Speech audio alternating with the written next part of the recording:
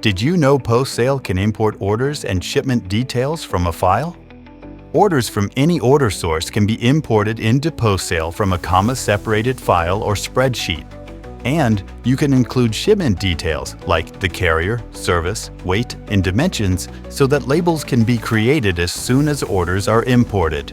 In addition to order and shipment information, you can import additional order details like the items associated with your orders, order payment details and charges, and order notes.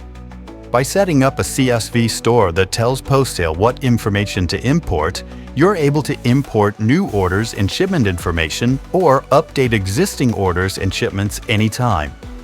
Once your store is configured, importing orders and shipment information is a quick process. Just click Import and select your file. Since shipment information comes in with your orders, you can instantly compare rates and create shipping labels. Ready to start importing? Our Import a File, Create a New Map article is available with step-by-step instructions to help get you started.